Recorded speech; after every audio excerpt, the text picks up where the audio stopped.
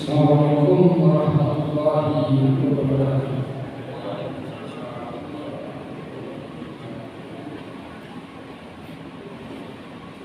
Bismillah walhamdulillah. Assalatu wassalamu ala rasulillah Muhammadin abdullah wa ala alihi wa sahbihi man tabi'a hudahu amma ba'd.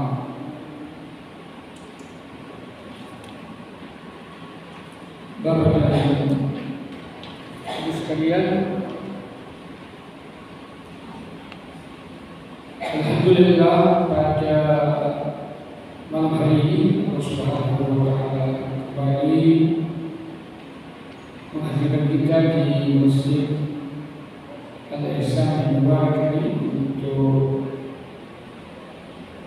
melaksanakan sholat berjamaah berikut insyaallah. Dan seperti biasa kita meluangkan waktu untuk mengikuti kajian Al-Quran. Kita sangat berharap kepada Allah Subhanahu wa taala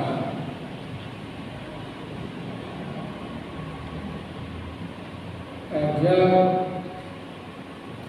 seluruh amal-amal kita dijadikan amal saleh yang dapat mengangkat kita dan menghapus dosa-dosa kita. Salawat beserta salam atas Nabi Muhammad sallallahu alaihi wasallam beserta sahabat kerabat ahli keluarga beliau dan orang-orang yang setia mengikuti Al-Quran dan Sunnah beliau hingga akhir zaman. Bapak dan Ibu sekalian, kaum muslimin muslimat rahimakumullah, kita lanjutkan bahasan surat An-Nur. Terakhir kita sampai ayat 31.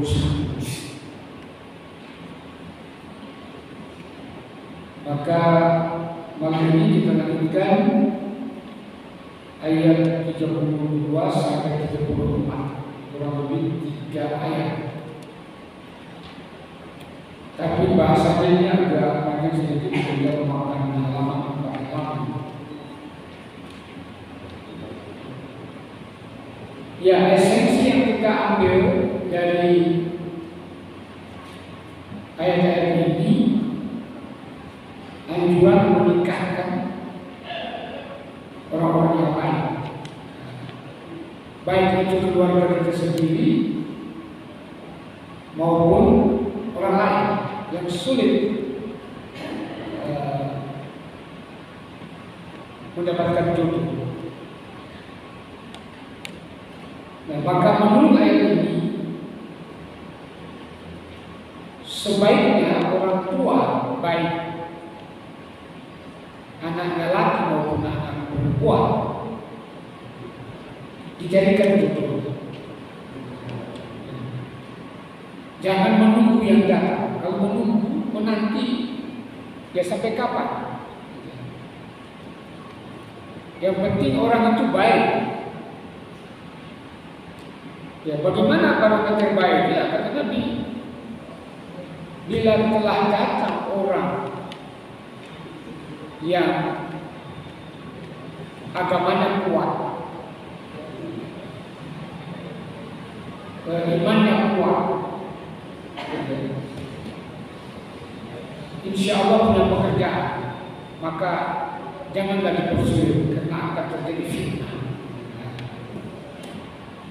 Yang kadang-kadang anak sekarang baik laki maupun perempuan inginnya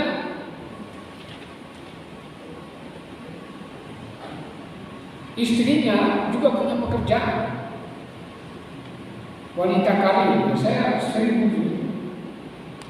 Dan kalau perempuan memang berharap lakinya itu tidak membebani dirinya, ya sehingga ada anak gadis mengatakan, buat apa saya kawin? kalau hanya membebani diri saya. Nah ini perlu kita perhatikan ini. Ini yang ditangani itu tafsir secara umum. Sama saya ini saya komparasi antara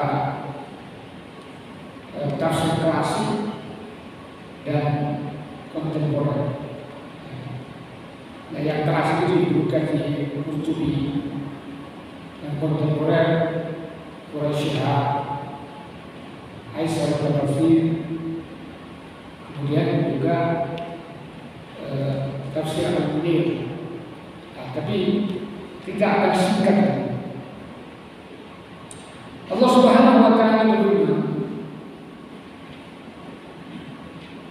"Wa ankihul ayama minkum was-salihin."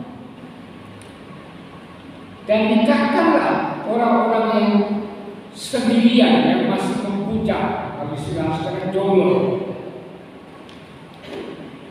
di antara kalian. Was-salihin min ibadikum. Dan orang-orang yang layak atau yang soleh dari hamba-hamba sahaya kalian, baik laki maupun perempuan. Jadi hamba sahaya ada harus nikah. Nah, nanti kita lihat al-ayyam dalam ayat ini. Kita baca dulu ayat ini. Nah, ini jaminan Allah. Iyakunu fuqara, jika mereka dalam keadaan fakir, yughnihumullah, Allah akan memberi kemampuan, kekayaan kepada mereka. Min fadli, dari karunia. Jadi ada jaminan di sini, tidak usah takut. Insya Allah orang menikah itu dijamin oleh Allah rezeki. Ya, namun kadang-kadang orang tua terlalu kaku. Jangan sampai anaknya tidak makan, begitu ya. Di bawah laki-laki. Ya. Tapi memang laki-laki tidak harus punya pekerjaan yang sudah pasti. Wallahu wasi'un alim. Dan Allah itu maha luas rezekinya, anugerahnya, dan maha berilmu. Coba kita lihat, Ibnu Katsir menjelaskan bahwa ayat ini merupakan perintah kepada para wali dan pemimpin umat. Nah, wali itu maksudnya wali anak-anak perempuan. Ya, kalau perempuan walinya bapaknya pertama. Kalau tidak ada ya saudaranya, tidak ada pamannya.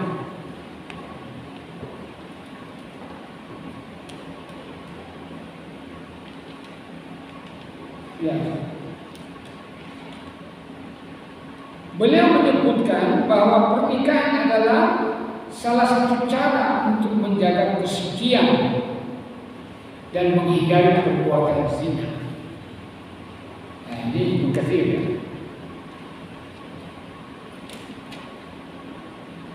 Nah, di sini dikatakan Ibnu Katsir mengkhawatirkan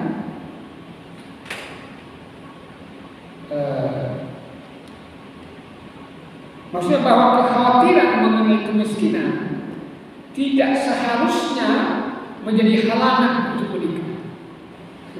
Ini bukan ini. Karena Allah telah berjanji akan memberikan rezeki dan karunia-Nya kepada mereka yang menikah dengan niat yang baik. Ini juga dikuatkan oleh hadis Nabi yang menyatakan bahwa orang menikah karena mengharapkan ridha Allah, maka Allah akan mencukupkan rezeki mereka.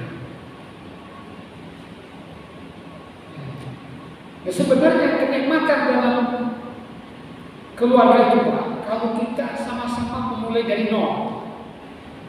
Ya, artinya ketika kita menikah itu ya sama-sama belum punya apa-apa.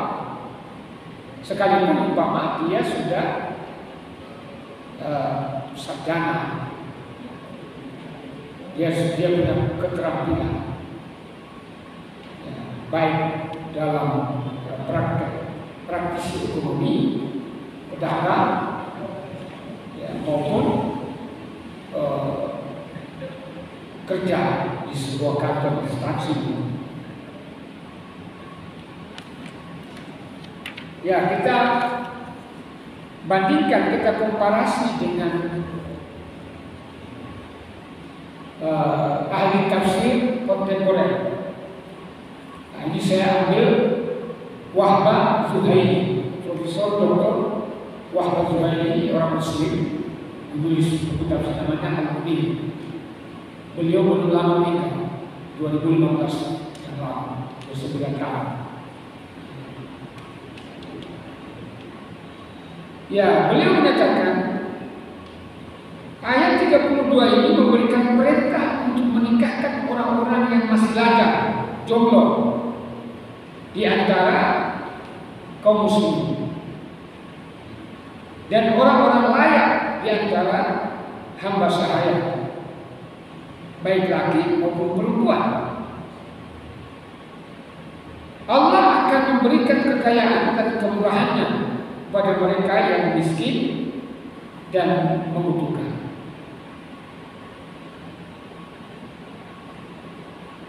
Nah, beliau juga menyatakan, Zuhaili ahli pendidikan, beliau juga menyatakan bahwa pernikahan adalah solusi yang dianjurkan Islam untuk menjaga moral dan etika dalam masyarakat.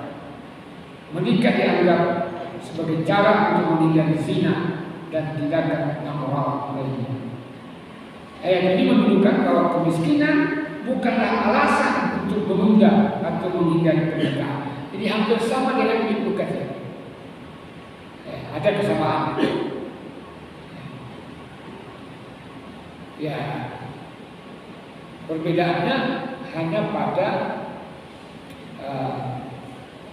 solusi pernikahan, bahwa menikah itu lebih menenangkan diri, lebih menenteramkan hati, lebih memelihara, menjaga pandangan.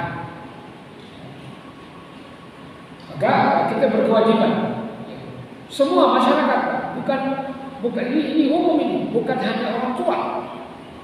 Ya, maka saya banyak punya channel, baik laki-laki maupun perempuan. Ya, tapi saya pertemukan karena belum jodoh, belum cocok, gitu ya. Ya, karena ya ada laki-laki terlalu idealis dari perempuan, gitu ya. Maunya pakai cadar, tidak boleh keluar, harus di rumah, taat pada suami, tidak boleh jadi perempuan karir. Nah, ini parah. Dunia modern sekarang ini, kita tidak boleh bias gender. Di Turki itu, sopir-sopir bus itu masih anak-anak gadis umur 22 tahun. Jadi tidak boleh kalau laki-laki menekan, belum kawin sudah seperti itu, ya sulit kata dia. Gitu ya. Nah, perempuan yang saya pertemukan itu mengatakan, ya kalau dia punya pekerjaan yang sudah mapan, no problem. Nah, kalau dia juga sendiri hanya guru umpama, hanya pegawai biasa, mana cukup? Kalau punya anak harus sekolah, ya kan begitu ya. Nah, dia perempuan berpikiran seperti itu. Ya, tetapi ada juga menyatakan, saya tidak perlu laki-laki yang duitnya banyak, karena saya sudah punya pekerjaan, gajinya 125 juta per bulan. Nah, ini sebenarnya gampang dipertemukan. Nah, cuma kembali lagi kepada selera. Menikah itu memang selera juga, gitu ya. Ya, bagaimana dengan Quraisy? Dalam tafsirnya Al-Misbah, beliau menjelaskan ayat ini merupakan anjuran yang kuat untuk menikahkan orang-orang yang belum menikah. Nah, di sini bedanya. Kalau anjuran yang kuat berarti karena itu perintah, maka dia wajib. Karena kaidah usul menyatakan al-aslu fil amr al-wujub. Hukum perintah dalam Al-Quran itu wajib. Ya berarti kita harus ya mencarikan jodoh buat jomblo-jomblo. Ya jangan sampai ada jamaah masjid itu anaknya 2 tahun, semua perempuan, gitu. Yang satu kerja di perminyakan di Belanda,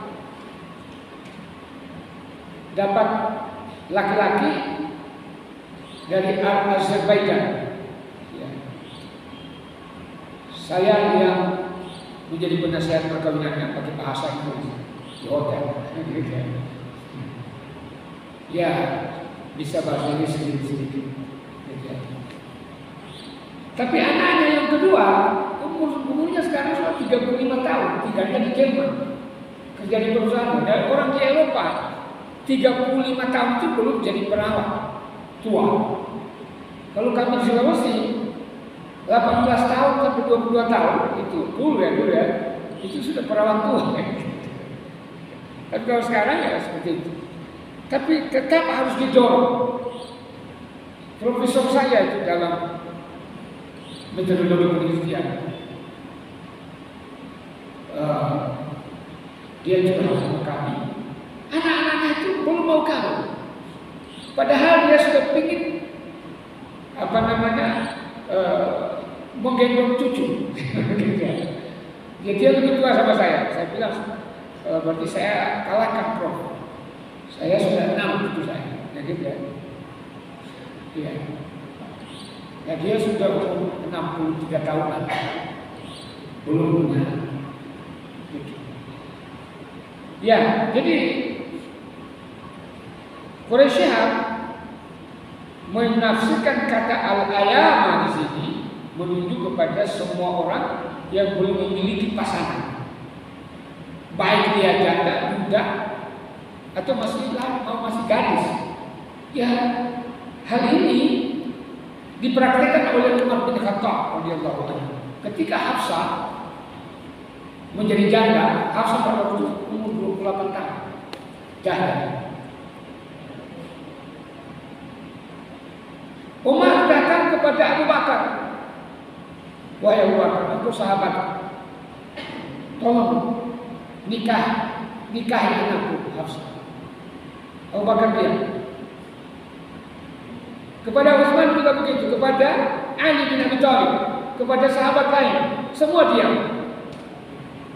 Nah akhirnya Rasulullah SAW yang menghibah, yang melamar Hafsah. Nah setelah dilamar oleh Rasulullah, kata Abu Bakar, wahai sahabat Umar, bukannya saya menolak permintaan tempo hari, tapi karena saya sudah mendengarkan Rasulullah menyebut-nyebut tentang Hafsah, saya tidak mau mendahului Rasulullah. Dan dari sini muncul hukum, kalau anak gadis atau janda masih dalam keadaan dilamar oleh laki-laki lain, maka seseorang, maka laki-laki lain tidak boleh atau belum boleh melamar sampai ada keputusan jika perempuan itu menerima atau menolak. Jadi kalau ada yang melamar tidak boleh diterima dua-dua, ya, harus satu, ya, gitu ya.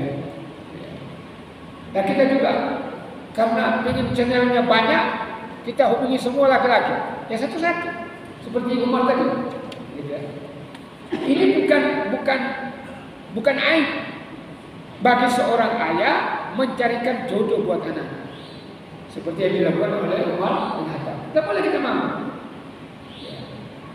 Tidak boleh. Kalau memang laki-laki itu tidak mau, ya tidak apa-apa, berarti belum jodoh. Gitu ya. Nah, namun kita juga tokoh masyarakat ya, mencarikan. Ya, itu tadi ayat 32. Ayat 33 Allah berfirman, "Wal yasta'fifil ladzina la yajiduna nikahan." Ini masih mengenai pernikahan. Dan orang-orang yang tidak mampu kawin, ya,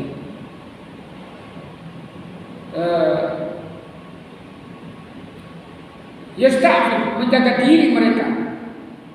Ya, ini maksudnya begini, laki-laki. Jadi laki-laki kalau memang dia belum punya pekerjaan, kemudian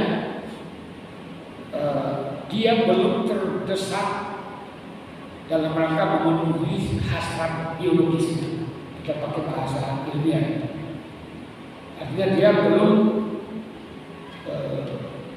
memiliki keinginan untuk berhubungan suami istri, maka dia masih makruh menikah. Jadi menikah itu 5 macam hukum. Ada wajib, ada haram, ada sunnah, ya. Ada makruh, ada mubah, gitu ya. Ya.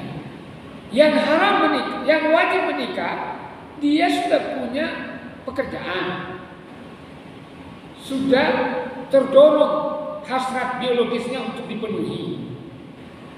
Kalau tidak dipenuhi, dia akan terjerembab dalam perzinahan, maka dia ini wajib menikah. Ya, kita mencarikan.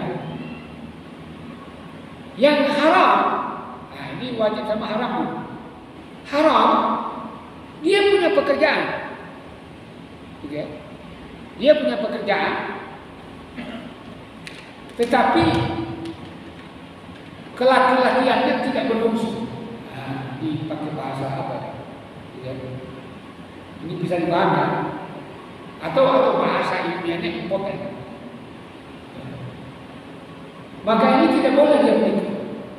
Ya, ada teman saya ngomong sama saya, "Ustaz, saya ini dari Bali sampai saat ini mimpi basah pun belum pernah." Ya, karena memang dia impoten, tidak berfungsi kelaki-lakian. Maka ini tidak boleh menikah, haram, karena akan menyakiti perempuan. Nah, haram juga kalau dia idiot, gitu ya, atau tidak mampu membina keluarga secara normal, gitu ya. Ya, karena bagaimana seorang suami tidak normal, gitu ya. Nah, dikatakan dalam surat An-Nisa, "Ar-rijal qawwamuna 'alan nisa."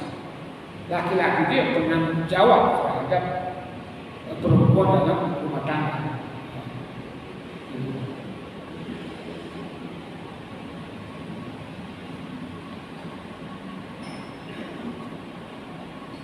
Nah, di sini bagi orang yang tidak mampu dalam dia sehat jasmani rohani, tetapi belum punya pekerjaan, belum punya pekerjaan yang bisa menghidupi anak dan istrinya kelak, maka ini makruh. Nah, di sini dikatakan hatta yughniyahumullah min fadli. Dia boleh menikah kalau Allah sudah menjadikan dia punya pekerjaan yang layak. Nah, ini menurut para ulama tafsir. Walladzina yabtaghuna al-kitaba mimma malakat aymanuhum fakatibuhum in alimtum fihi khaira.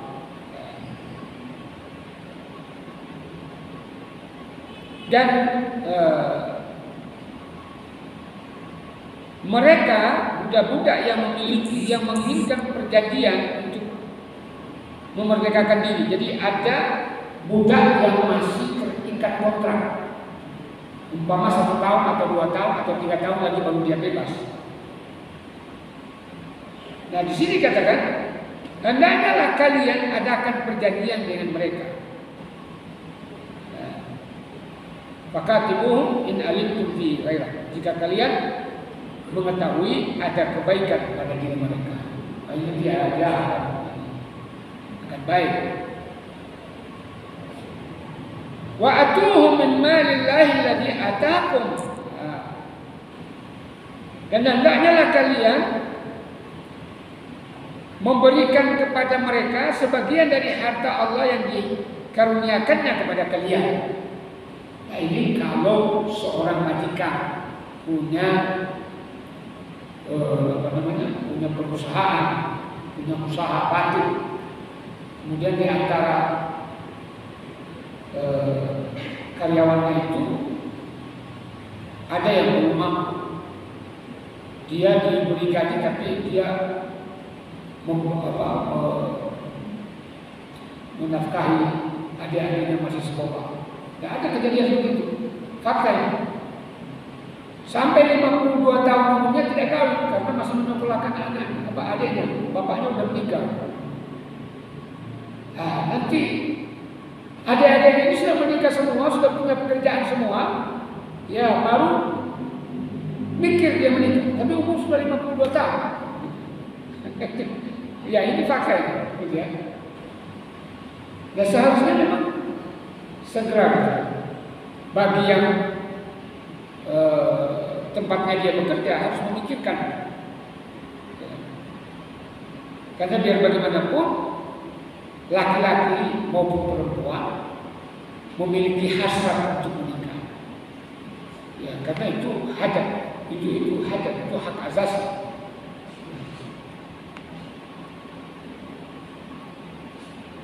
Jadi boleh majikan itu memberikan bantuan. Ya kalau di Maluku Utara Pak, saya 2 tahun di Maluku Utara di Pulau Sanana, Pulau Sumba. Ada di peta itu bentuk K kecil seperti Sulawesi. Saya di situ saya melihat. Nah di sana orang mau menikah itu masyarakat satu kampung itu patungan. Jadi menjadi adat kebiasaan. Jadi kalau ada orang menikah, disepakati berapa biayanya, nanti ada yang, dan itu dicatat itu. Nanti kalau ada keluarga dari yang menyumbang itu menikah lagi, mereka tahu, mereka juga menyumbang. Nah, itu persatuannya bagus. Nah, tetapi kalau di pelosok seperti itu pegawainya sedikit, kebanyakan mereka petani, nelayan. Ya kadang-kadang lebih makmur karena mereka punya cengkeh, punya coklat, punya tanaman pohon-pohon, buah-buahan. Jadi tidak ada kekhawatiran nanti menikah tidak akan tidak akan terlantar sendiri. Dan mereka biasanya bekerja keras. Kemudian wala tukrihu fatayatikum 'alal birra in aradna tahassunan litabtaghu 'aradal hayatid dunya.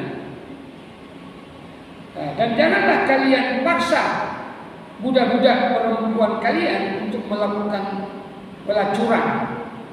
Ini tidak boleh. Ya. Ada majikan yang nakal menjadi germo. Nah, ini tidak boleh. Ya, ini dulu Pak. Ya sekarang banyak. Maka kemarin saya menulis makalah tentang prostitusi. Ya sangat tidak manusiawi. Ya, kalau mereka ingin kesucian ya tidak boleh. Apalagi dalam rangka supaya majikan-majikan ini mendapatkan keuntungan kehidupan dunia. Maka Allah mengatakan, wa may yukrihunna, barang siapa yang memaksa budak-budak perempuan untuk dijadikan PSK ya, atau pelacur, katakan saja. Fa innallaha min ba'di ikrahihinna ghafurur rahim. Maka sesungguhnya Allah Subhanahu wa taala Maha Pengampun lagi Maha Penyayang kepada mereka setelah mereka dipaksa itu. Ya. Nah, artinya bahwa diharapkan oleh Allah Subhanahu wa taala mereka yang melakukan paksaan terhadap budak-budak perempuan dijadikan pelacur diberi kesempatan untuk bertobat. Diberi kesempatan untuk bertobat. Nah ini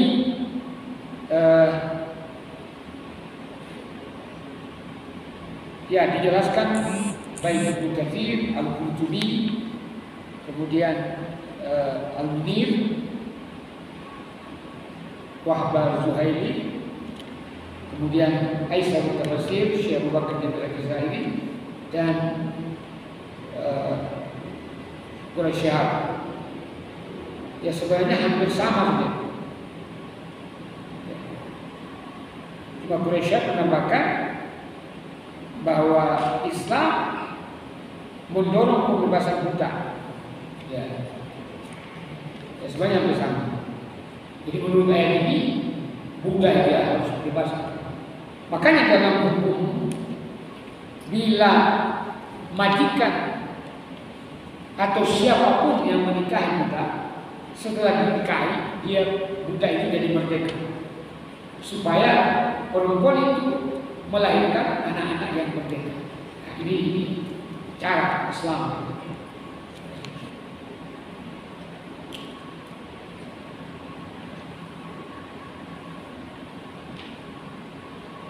Ya, kemudian ayat terakhir ini yang kita dibatasi waktu.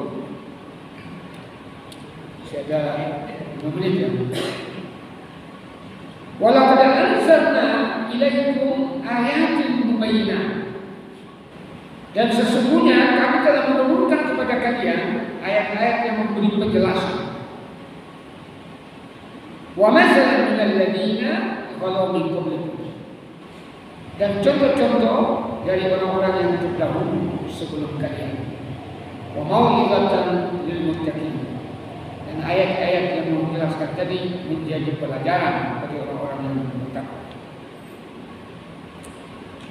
Ibnu Katsir menjelaskan bahwa Allah menurunkan ayat-ayat yang jelas dan tegas sebagai petunjuk dan pedoman bagi umat manusia seluruhnya.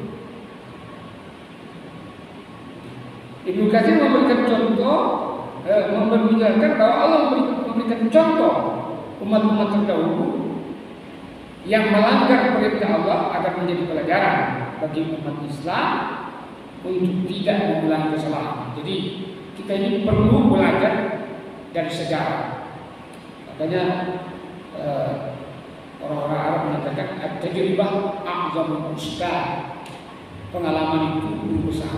Baik itu dari orang lain membaca sejarah maupun pengalaman diri. Ya, orang Eropa mengatakan the experience is a good teacher. Ya, pengalaman itu lebih besar. Ya, artinya jangan terulang bencana yang dikirimkan oleh Allah karena umat Islam melanggar seperti orang-orang dahulu. Gitu ya.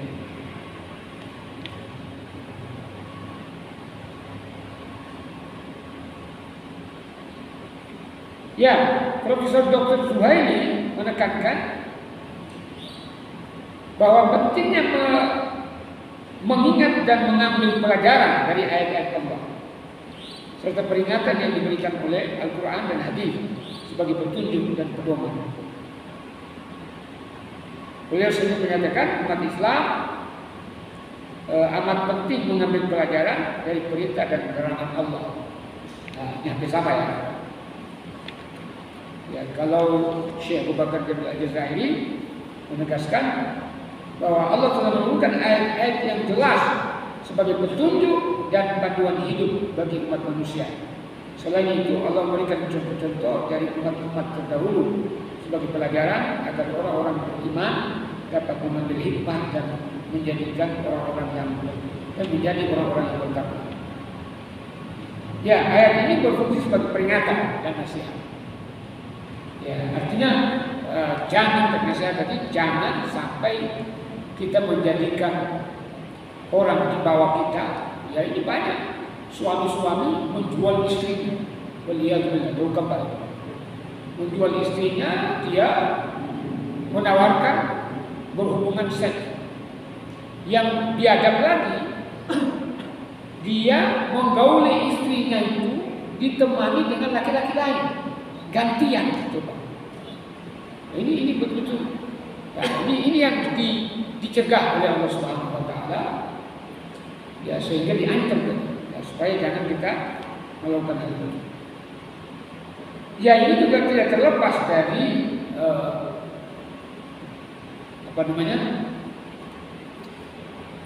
faktor ekonomi. Ya.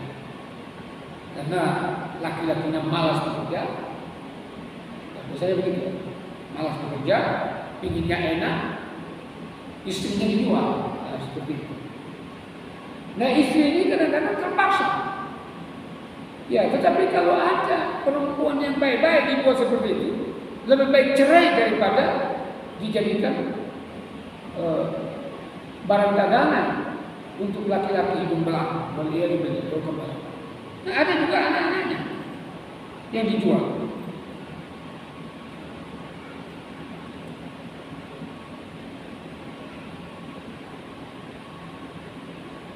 Ya, Syekh Abu Bakar Al-Jazairi menyatakan pentingnya menjaga kesucian keluarga. Ya, sehingga untuk mencegah jangan sampai ada perzinahan, berdasarkan ayat 32 tadi, maka orang tua maupun masyarakat memfasilitasi supaya orang lain itu menikah dan mendorong pembebasan hamba sahaya yang dijadikan pelacur. Ya, seluruh ahli tafsir menegaskan kita sangat dianjurkan, bahkan diwajibkan untuk mencarikan jodoh buat anak-anak kita ataupun orang lain yang masih sulit mendapatkan pasangan. Ya, maka biro jodoh itu sebenarnya ya bisa juga dilakukan, tetapi selama harus berada dalam koridor ada peradaban. Ya, saya kira ini cukup. Lebih dan kurangnya mohon maaf.